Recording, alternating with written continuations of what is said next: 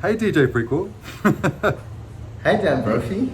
Hey, I'm. Thanks so much for joining me. I really wanted to do a chat all about the wonder that is Fran Leibowitz, in particular, the new Netflix series Pretend It's a City, but actually about Fran in general. And there was no one that I could think of that would be able to share the experience or the appreciation and riff on the subject matter as much as you. Well, it's an honor. So for the uninitiated, because this whole series of focusing on cultural heroes is really an education piece for those who have yet to discover, as much as it is for those who are enthusiasts. So if you ever say to, if someone ever says, oh, who's Fran Leibowitz, how would you describe her? In terms of like what she's done from my research and my sort of looking into it is she was a writer for Interview magazine that Andy Warhol had for quite a few years and sort of got, quote unquote famous from that, which is funny because in the interview she said she didn't get along with Andy Warhol, which is just amazing. And so then I think she went from Interview, she was doing like B-grade film reviews for a while, and funnily enough did something on one of Scorsese's first films, Boxcar Bertha. And then she released 2 books, I think in the early 80s, which were like collected essays. And then she's been on this long creative block. And then she's been doing like the public speaking circuit, and she's just,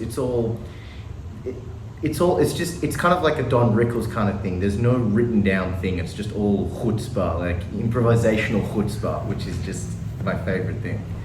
She's like a stand-up comedian, isn't she? Even though she's an author and a public speaker, when she does have shtick the way a stand-up comedian, they've got stories that they've told before, especially when doing the interview rounds. We're going to be chatting to you in a few weeks' time all about your DJ career, your upcoming album release. But for those who are uninitiated about the DJ Prequel experience, you're a DJ, you've been playing around Melbourne for how long? I started DJing when I was like 14 or 15. And no way! Slowly rose up the... So 6 or 7 years? Ranks. Yeah, so 2 years now. I've just been playing around, working hard. Could be working a bit harder, but doing the thing and, playing overseas a little bit when we could go overseas and making music. And now at this year, I'll be releasing my first full-length album, which I'm very excited about. Right, because you've done some EPs that have come out over the last, how long have you been considering yourself a producer, and when was your first single release? Well, I started releasing music in around 2000 and maybe late 2012, 2013, just little stuff on Bandcamp that was just like downloaded for free. And then I started releasing music on record labels in 2014 was my first official release, called Polite Strangers, which I actually have tattooed on my leg. And then I made an album when I was like 16 that never got released. I made another album that never got released, and then this one I'm like, this one's getting released. This is the third time lucky. This one's gonna get released. Right. Well, you've been filling me in on the not only the album itself, but then some of the videographic components, and then the work you've been building around the release. So I'm super excited to dissect your process, your creative inspirations, your how you've designed the work itself, all those things when we chat later on. But can't wait. Yeah, but when it comes to something like the Fran Leibowitz experience, for me, I think when I would describe her to someone, you can't help but not reference how she turns up in the world as someone who is incredibly iconic in her presentation. So she is known for her sartorial flair, and if you ever see her, I think at any point throughout her career since the 80s, you would see her presented in a very specific ensemble, which usually involves a crisp white shirt, cowboy boots, some exquisitely tailored jacket, a high collar. She's got she to the untrained eye, she could be like an army colonel, or she looks so militant in her presentation, and it's part of her branding. I think the look is such a, and it's also the stern, like, no bullshit face as well. Like, her face is like, let's cut the crap, which is a whole shtick as well. Yeah, her whole and which actually crosses into this idea of her current appeal, which I think for people like you and I who enjoy a witty turn of phrase and a clever angle on a sociological or cultural phenomena, she would be a go-to. And in particular, I've spent a handful of weeks in New York in my life, but yet I feel such a fondness for the city and the ideal of the city. And she would be one of the number one New York Manhattophile personalities. Do you know what's so funny? Wouldn't she? Being a half Italian Australian Jew who loves all the mafia films and hip hop and all that stuff, I've never been to New York. Wow! Oh my God! So on the one I'm hand, find like, that hard to believe, but also yes, you can imagine that one could just consume New York culture their entire life and feel a kinship to a city that is more of an idea of a city as opposed to the place itself. Well, I think that also speaks to her observations. Like, she has what some may call an observational humor, albeit with a very wry, sarcastic, sort of complainy Jewish angle, which to me is fantastic. I absolutely love it. But, I've never been to New York. Like, I know about the historical landmarks and whatever, but I don't know specifically. And in Scorsese's first documentary on her called Public Speaking, which came out in 2010, I think, I still haven't been to New York, so I don't know anything, but it's just her ability to dissect,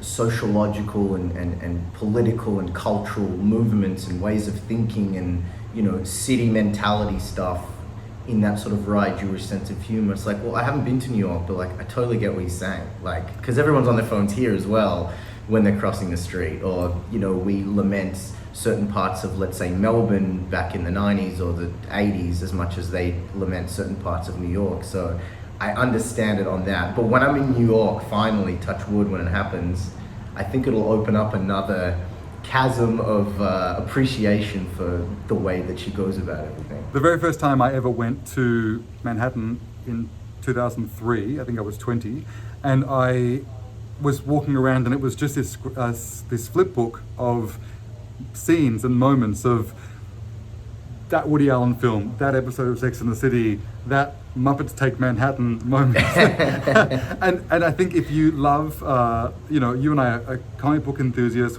Gotham City is basically Manhattan, and those ideals of the metropolitan iconic city just stand in for sort of everyone's idea of a city. And I think to be able to comment on New York is not to comment on to comment on Manhattan is not to comment on New York specifically.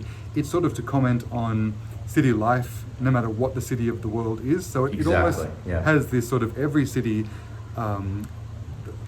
It's almost like an avatar of the every city. And so when Fran is making a cultural commentary about Manhattan, it's so easy to transpose it to Melbourne or to London or to any big metropolitan machine. And I think that's why, she tours the world. She doesn't just tour New York. Like, she came and spoke in Melbourne and Australia. To my knowledge, she hadn't been here before, but, her observations, they're universal. They're funny. Yeah, and she's really, all the articles that have been coming out about her, which you and I have been sharing recently, have been examining her popularity now as someone who is really popular on, in particular, the university college tour. Like speaking camp circuit, speaking circuit.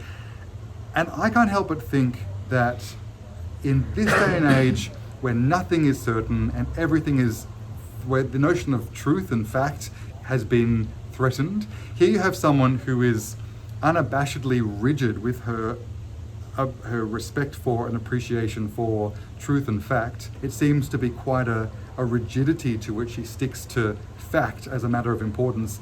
It makes me think about in terms of accountability, and I mean obviously this is a hypothetical, but I think it'd be worthwhile to note that She's not on any social media. She's not on the internet. She doesn't have email, doesn't have Twitter, doesn't have an iPad, doesn't read, scrolly, whatever. So I think maybe, especially these days, I mean, she can join Twitter and Instagram and whatever and do a thing, and like, I'm sure she's capable of doing it. She chooses not to. So I think when you don't have all those outlets and you're not plugged into that sort of social media, matrix, as it were, you might just give less of a fuck about what everyone's talking about because you just don't know that they're talking about it. That's her like public thing though. Like, I know that's her whole shtick, but like, if you listen and know the people that she's been friends with, people like, and I didn't know this, people like Thelonious Monk, or I know she had a very big friendship with Toni Morrison.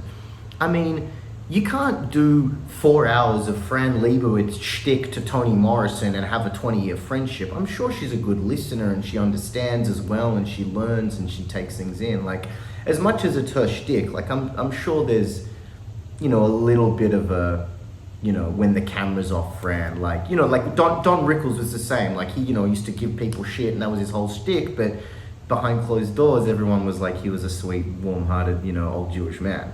I also, I agree. I don't think that, from what I understand, she has a lot of stories to tell about people of all ages and backgrounds that she has engaged in meaningful conversations with, and she's chosen to recount anecdotes from conversations had with children, people in their 20s, her older famous sort of friends who have been seminal to jazz and fiction writing and politics, and she seems to attend a lot of parties, do a lot of socializing, engage in a lot of conversations, because what you got a chance to really appreciate in the film that was made in 2010 by Martin Scorsese, Public Speaking, was that rich history that she delved into when she came to New York in the 70s, which is you go to bars all day and all afternoon, all evening, and you sit around and you drink and you smoke and you talk and you exchange ideas.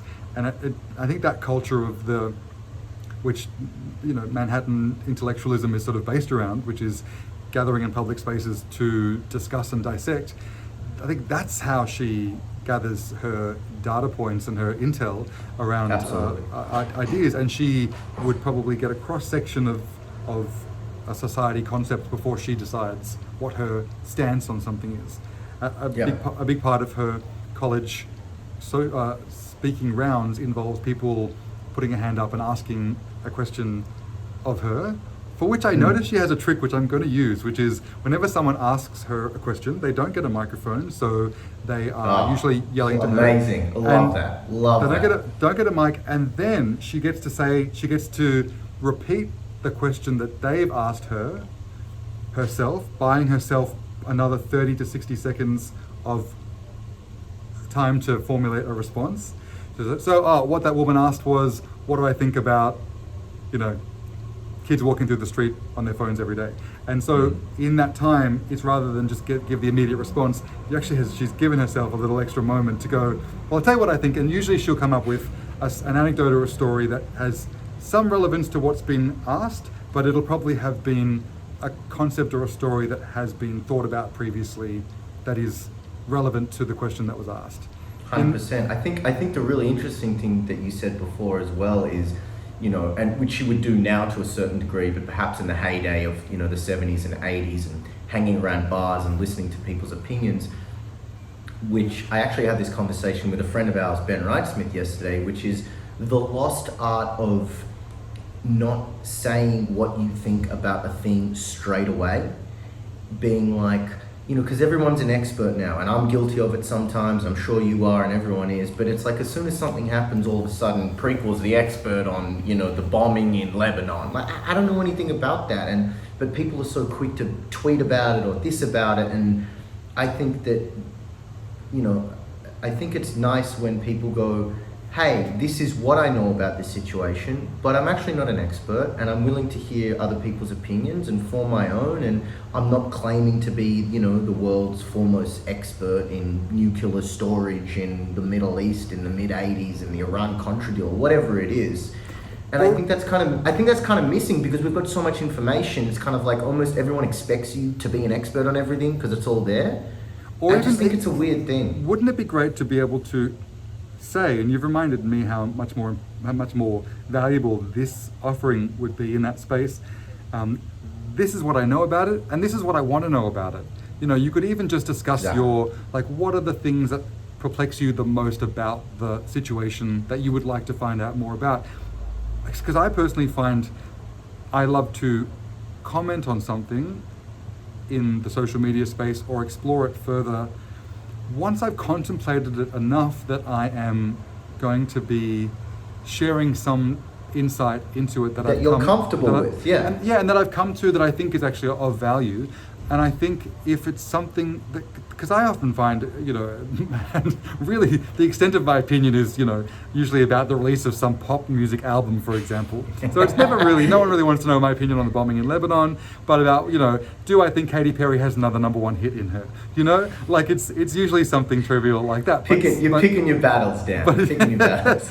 But that being said, how often have we given our decree on the release of an album the day after it comes out, when music is sometimes designed to be a slow burn, and it's sometimes designed... It's so interesting you say that, because, you know, when we have a chat about my album, it links me to a thing that I've been thinking about for a while, which is people's obsession with how long it takes an artist to make their art.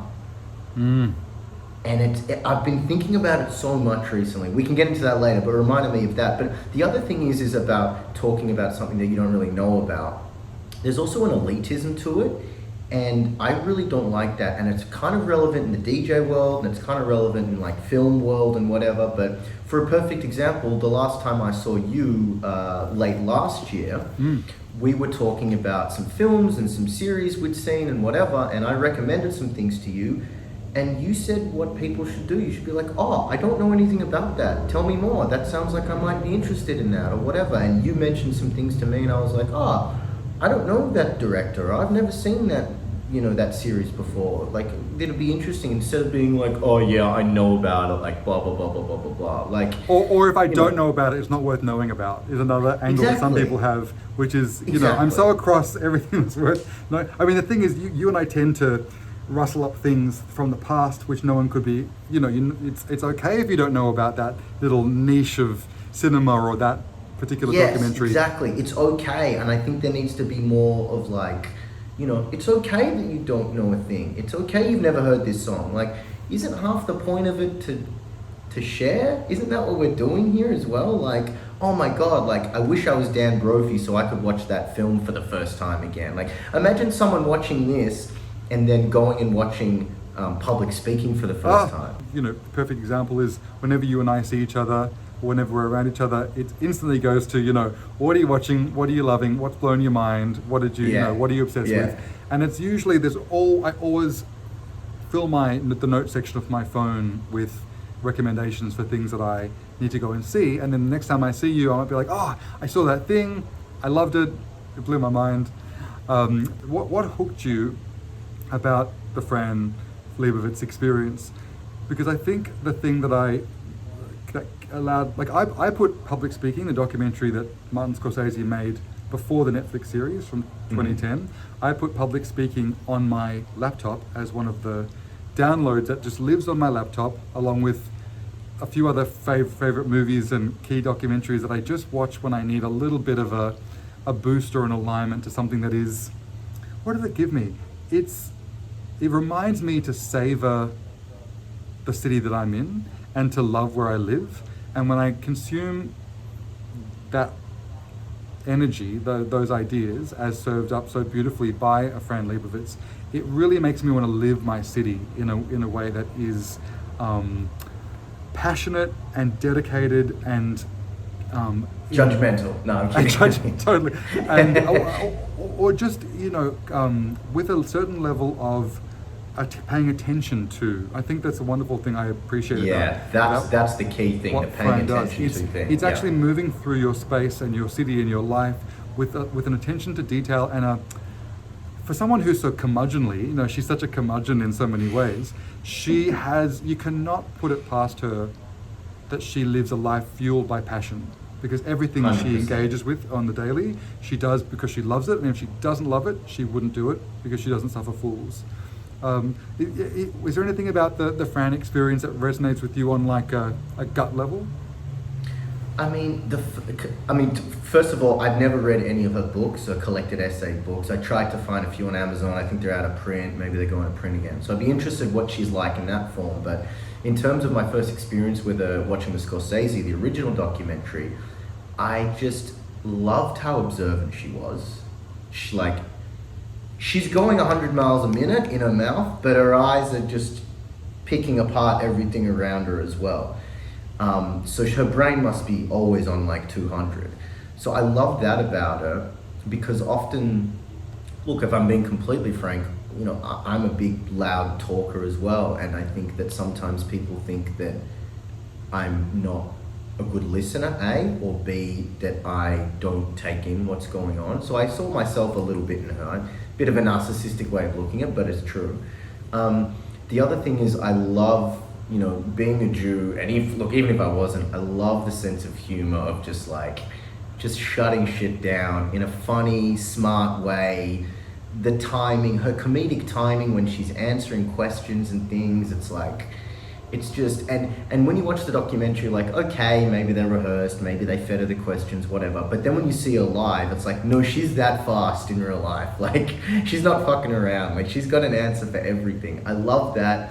I loved, someone made a point in that New York Times article I sent you, a bit of a negative one, but it was funny that she's so critical of people's fashion, but she wears the same thing every day.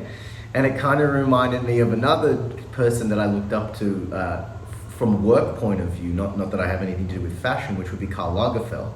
Because the later stages of his life, he obviously wore the exact same thing. And I think, now that I think about it, I may have seen the Karl Lagerfeld documentary, which is amazing, around the same time as the Fran one. So I just love the idea of this like 7-year-old Jewish lesbian who wears the same shit every day, calling people out on what they wear. To me, it's just, that's my humor in a nutshell. So I love that about her.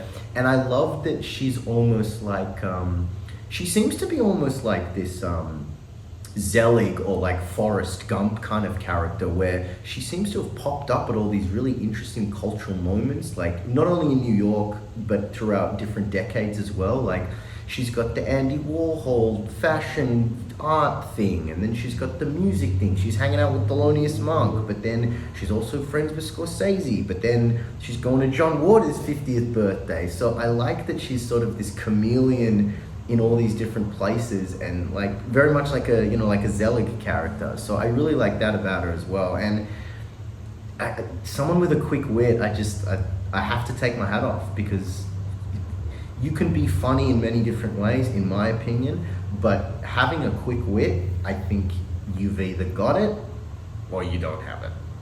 100%. That was my first impressions of Fran. Yeah, I've never made the Karl Lagerfeld association. He's another one of my heroes who I would love to dissect at some stage. And I actually met Karl Lagerfeld in a shop in Paris, and I asked him if he would mind. This was 2007, so it was before he had sort of really become the cool, like an icon to teenagers. He was always fabulous. He was always, he was always successful. Karl, yeah. He was always famous. But prior, but even to the 90s, before he reinvented himself as like a vampire with his high collars and his, you know, fingerless gloves.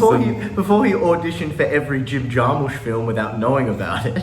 Totally. He, you know, once upon a time, because late 80s, 90s Karl was full of figured, had the fan, was like, you know, really flamboyant, was a whole nother character. And then he rebranded himself in this way that was eternally youthful, rock and roll, hard-edged and cool. And iconic. And iconic and unwavering in his sensibility.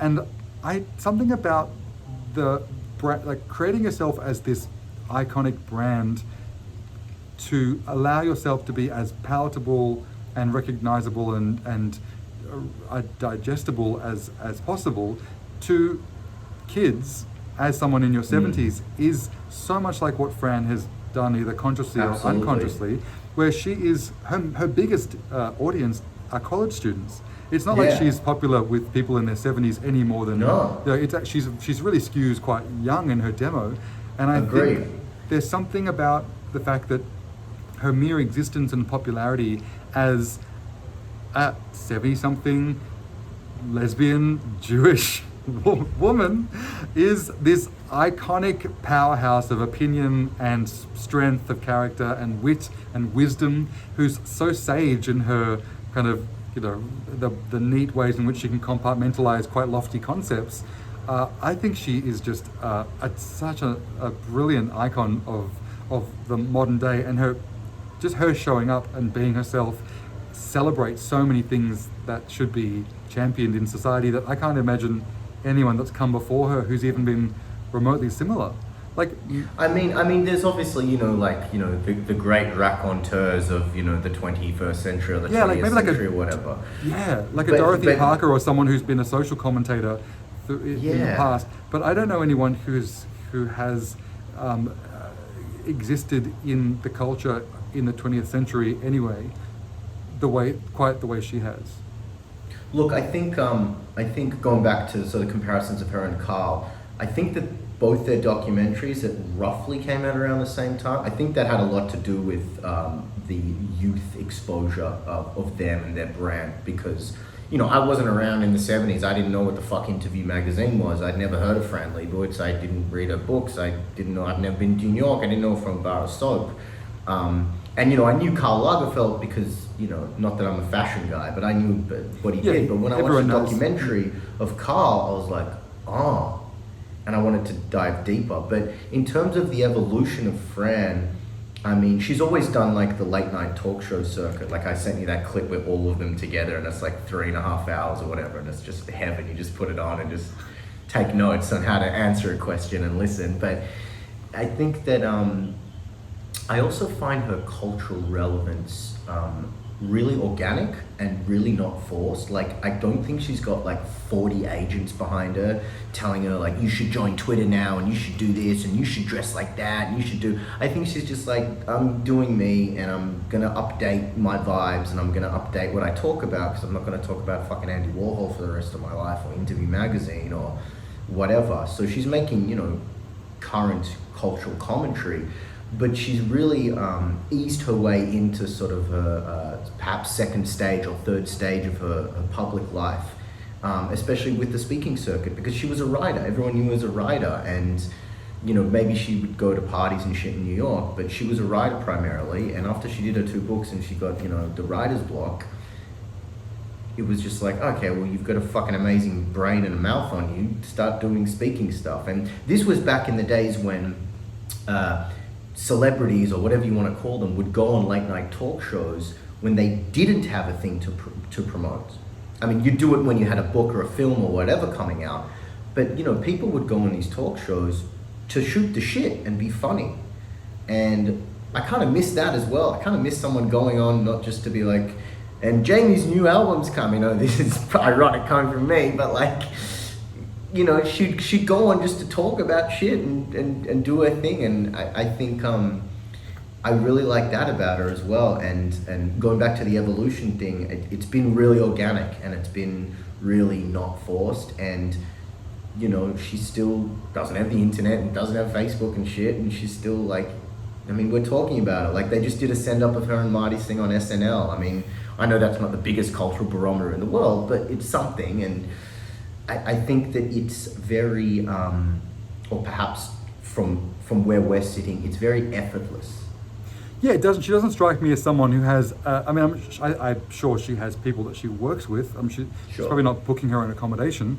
But I also, you don't get it because she's not on, for example, 7 social media platforms. You don't get the feeling that she has this team that's sort of falsifying things that she's apparently saying and doing. She's not sitting down having brand meetings every Monday morning. She's not batching content to drip feed on the ground. I feel like she's, and then maybe that's part of the antidote to the current day which she presents, because she feels as someone who is, in their 70s as a breath of fresh air. She, to me, feels like the antidote to the current day, where everything feels so rote and done before and obvious. And I also think she's a little bit inaccessible in a way as well. Like, I mean, obviously I'm being a hypocrite by saying this because I've got Twitter and Instagram and all the rest of it, but it's like, if you want to hear Fran, she doesn't write anything, so you can't really read anything. You know, maybe she'll have an interview here or there in the New York Times or whatever, or in the New Yorker. Scorsese's last documentary on her was 11 years ago. This one came out this year. If you want to see her, you've pretty much got to go and see her speak. Yep. And so Absolutely. it's like, this is what I do, this is where I do it. You know, she's not firing off tweets or whatever. Not that there's anything wrong with that. You know, Joan Rivers and whoever else, Don Rickles is on Twitter at the later stages of his life. But I think because she's also very steadfast in like I also know what I'm good at. And I think that some people, their brand, whatever it may be, if they're a comedian or a musician or whatever, it doesn't necessarily translate to different types of social media. Like, I know really funny people who are not funny on Twitter. And I know people who are not really that funny, but their Twitter feed is fucking hilarious. So I would Conan O'Brien is a perfect example. I love Conan O'Brien and I think he's fucking hilarious. I think his Twitter is not funny. I really don't find it funny. But I listen to his podcast and I watch his interviews and I fucking laugh my ass off. So I think maybe Fran also knows that, like, not so much stay in your lane, but like, I know what I'm doing and this is how I do it and this is where I do it. So apart from the Scorsese documentary, come see me. It comes down, it does actually touch on what we discussed before, which is contemplating a concept to the degree that you have something of value to offer about the thing. Yes. She's not putting herself in situations where she's sharing shtick about a concept that happened yesterday without bringing it back to a greater, more top-line generalist philosophy comment that just speaks to something that she's already thought about. So you notice when someone is asking her a question, I often observe how things are linked back to things that she's thought about and she's got some opinion on. And I think that there's something, which is amazing because she's got that link back for every topic. And when you're in the audience and you're calling out a bunch of random shit, she's got something to say about it. And then she does what you said, is she links it back to the greater theme of it, which just speaks to her skills as a public speaker, obviously. Yeah, it's almost like it goes into sort of being a good, as well as a good orator, a good debater, because it's about sort of proving a point with some evidence that you're collecting from your some anecdotal evidence. Everything that she has tends to be anecdotal, but she's really great at. You feel like you're in the world is her courtroom, and she's giving a closing address constantly before she rests her case, and that's it. Which is funny because she played one of the judges in Wolf of Wall Street. Yeah, and I think on Law and Order, I think she has a history of playing judges on.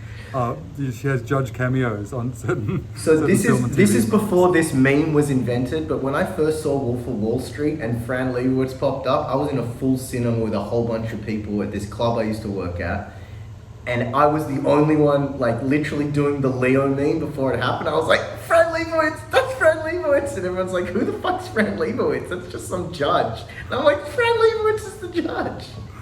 So I know it brought me much joy as well, because it really feels like it's her natural habitat to be in that space.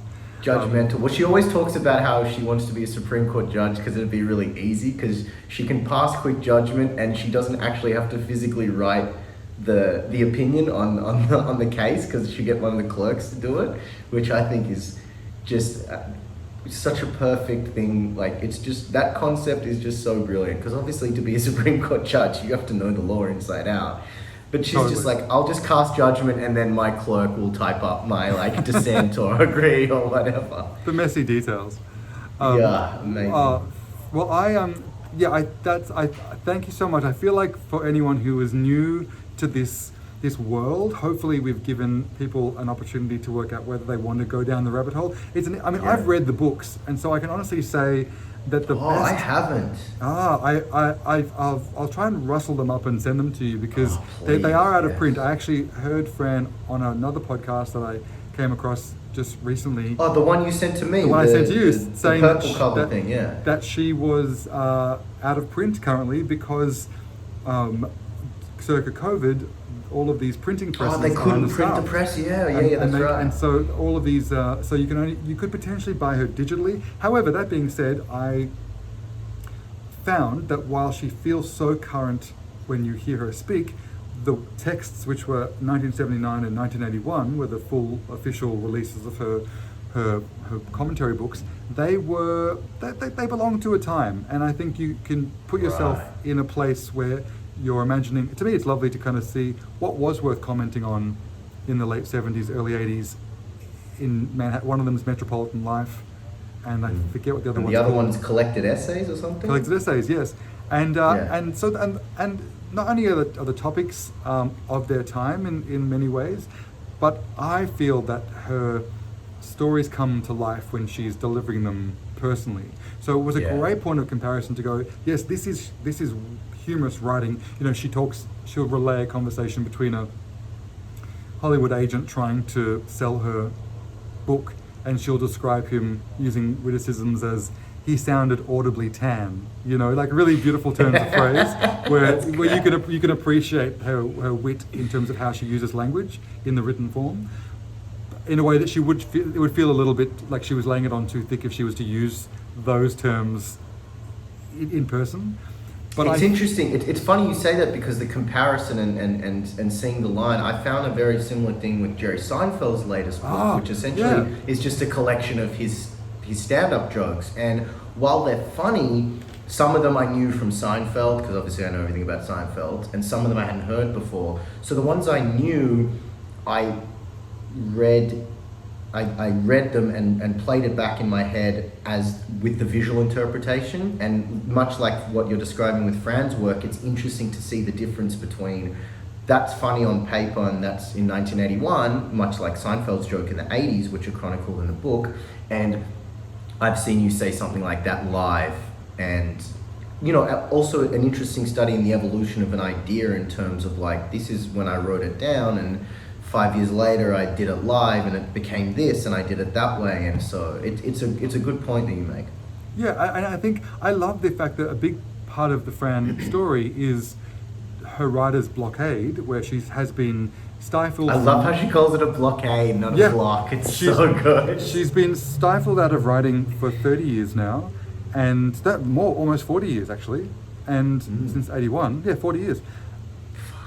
So part of her shtick is she's someone who acknowledges that her critic is so strong that anything she would think to write, she would be so critical of that I'm sure she talks herself out of a lot of concepts. So she's like the walking embodiment of the part of your brain that says, no, that's not good enough. It's don't do that. And the number one and rule for the anyone, medical term for that is being a Jew. That's the medical term.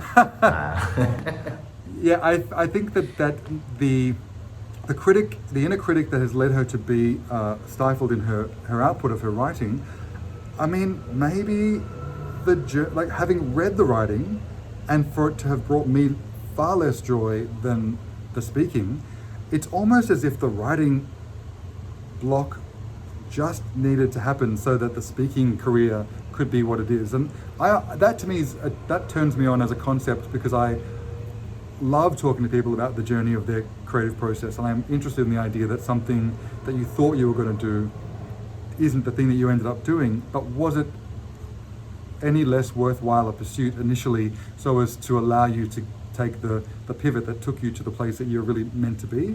It's like falling in love as well, Would you have still fallen in love with that person if you knew they were going to break your heart? I mean, I know I'm tying it into my album here, but it's a very similar concept. It's like, maybe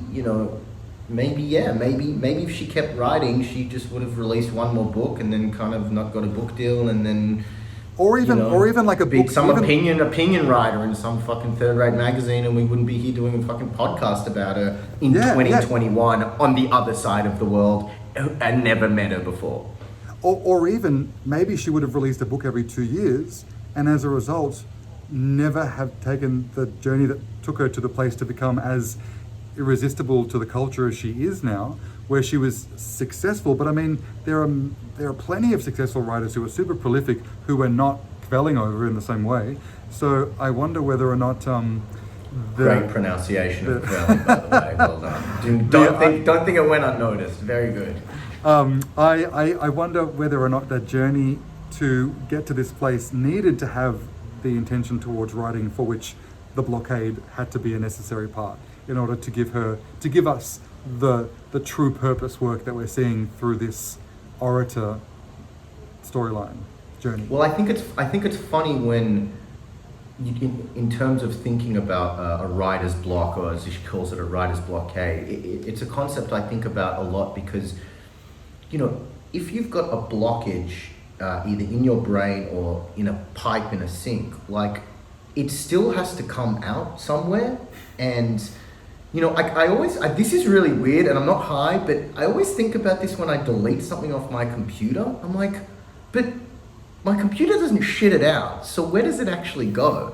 And so I think that it may be the same thing for Fran, as maybe that writer's block then and manifested itself into I'm now the mouth.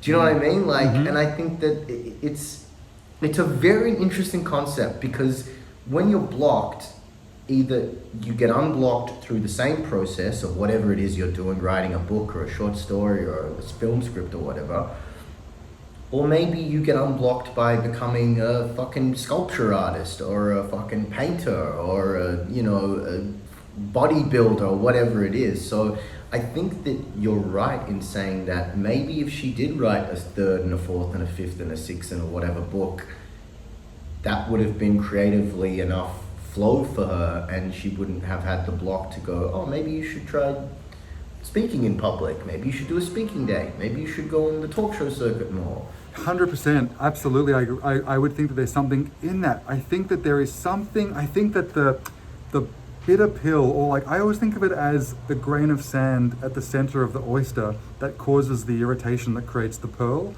you know. And I think art is the pearl, and I think that artists are the oysters that are irritated by a grain of sand, and her writer's blockade to me is that grain of sand that has created this beautiful pearl, which is the embittered. I've seen people do a dysfunctional version of this. I think what Fran does is a functional version of this, which is, I can't do it, therefore if you're gonna do it, you better be fucking great.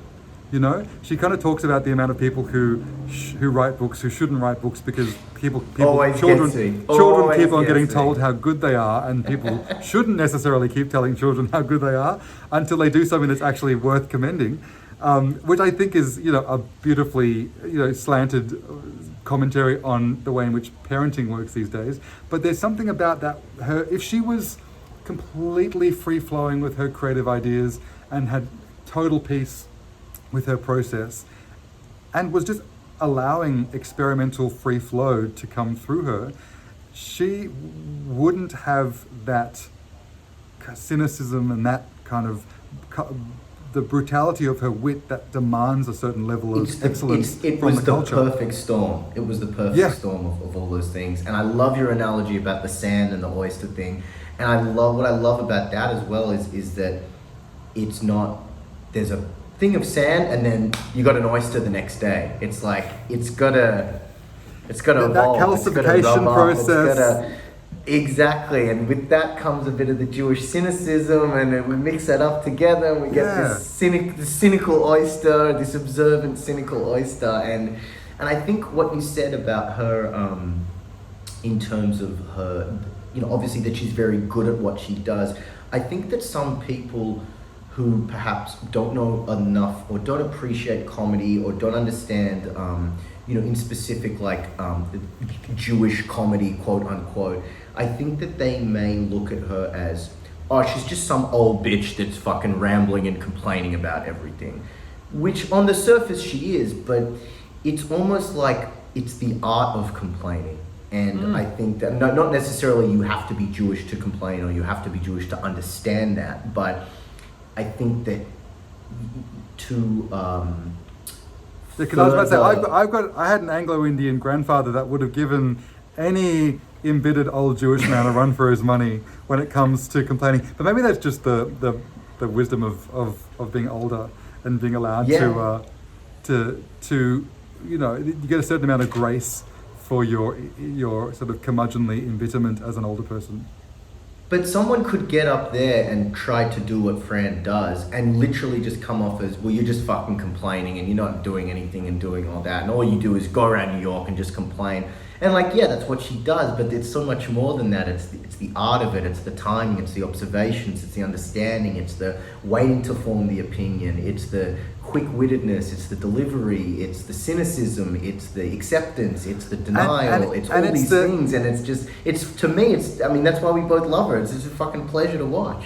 And also, I mean, I think that maybe I couldn't love someone who was just complaining for the sake of it. I think I love it because it's just, the complaining is just a framework of shtick through which to express her sort of adoration for and appreciation of all of the things that were so that she loved so much that then maybe changed or were interfered with or affected by. Agreed. Yeah. You know, I think it's. Sorry. You go. Oh, the idea that she can recount a time where Times Square was a place that you'd go to find certain bookshops or, you know, laundromats or butchers, considering that it was once this kind of, for people who lived within a few blocks, it was an epicenter of commerce before it became like a tourist attraction when New York went bust in the 70s or when did they create Times Square as we know it, in the 70s or 80s? And so I think late 70s maybe. Yeah, so I think her sort of ability to relish the what once was this beautiful icon of metropolitan life that's been bastardized by hicks from out of town who've rolled on tourist buses and which is hilarious because she's not from New York, and I love that even more. Totally, but I think what she would say is she doesn't roll in and want to change things to be more like the towns that she's come from. She is a cultural refugee who came to New York in search of its Manhattanness, and I think her what she wanted to do was celebrate and assimilate into what she discovered as opposed to make it more like home. Yeah, I think it's really interesting what you said before as well about her cynicism is it's thick, but it is the cocoon, and I think that once you delve into the idea in the middle, it's a very, not all the time, but most of the time, it's a very intellectual critique on social behaviors and social norms, and it's a very similar way Dave Chappelle does it, except his outer layer is not cynicism. His outer layer might be blue language or, you know, making absurdity out of a really serious situation. But at the core, it's the message. And I think that that's a really good point, because that's what Fran does. It's just that she's gonna fucking call you out and say, oh, you shouldn't write a book and blah, blah, blah, blah, blah. But inside the meaning of that is something so much more. So I think that when people are a little bit like, with her, I think they're only getting that, albeit thick, outer layer. But I think that they're not really getting to the yolk. They're not getting to the middle of the whole thing.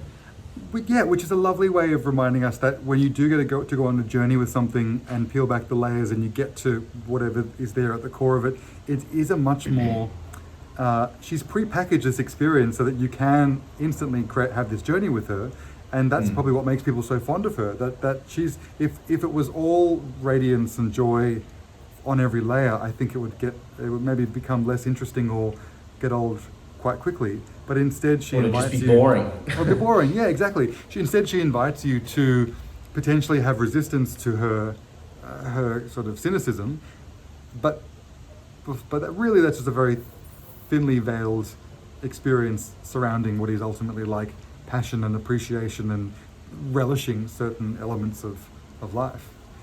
And I love that it can be both, because to me, when I say that I'm Fran and Marty's, illegitimate child, obviously I don't look anything like either of them, but in terms of what you're describing is and not to make it about me, but she does that thing where it's like, it's super sinister, she's very cynical, and it's this and it's that and it's quitty and it's dismissive, but then on the inside there's this like warmth and appreciation and reverence and respect for, when she speaks about directors and artists and musicians, and there's a great respect and reverence for them, and tip of the hat, and this person was such a great, when she speaks about Toni Morrison, which I guess according to her was a very good friend of hers, I assumed that it was, you know, there's this, that you can see the love, you can see the passion, you can see the respect, you can see someone that knows when someone's fucking,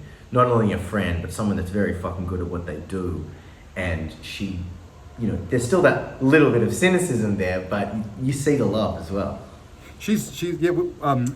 This is going to be. We'll wrap up in a second because this was going to be a much shorter conversation, and I've loved the chance. We're on hour 9 of the Fran Leibowitz podcast with Dan and Jamie. We knew that this was gonna happen, so I shouldn't be surprised. But I will say in closing that one of the things that I truly appreciate about her, which some of my favorite artists, Andy Warhol would be a great example, in getting under the skin of this particular artist, Fran Leibowitz. You have instantly got exposure to all these other notable people who she's worked with, is friends with, can recount stories alongside of. So you can't know her without knowing really key authors, musicians, filmmakers that she has, I suppose, aligned herself personally and professionally with. So it's a lovely kind of Whitman sampler of brilliant 20th century voices.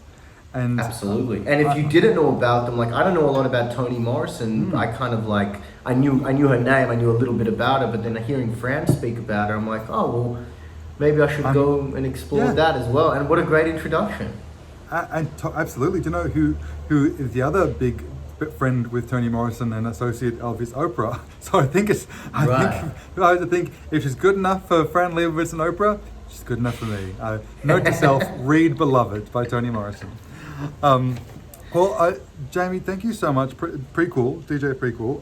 I love talking about things I love, and I love talking about things I love with you, because you are you're as sort of, culturally consumptive and analytical as I am, and I love, being able to share recommendations. So thank you so much for making some time to chat. Thank you. What a great thing. Yeah, let's do it for your own body of work. I've consumed every track, all the video content surrounding it, so I can talk, without giving too much away, I can talk to you at length about that, but I'm excited to hear all about your process in general, because it's a beautiful thing to be able to release a body of work. I'm excited to talk to you about it. I'm excited to speak about Fran Leibowitz for you for 1 hour. We could stop recording and just keep going and going and going. But it was great, Dan. Thank you. Thanks for having me.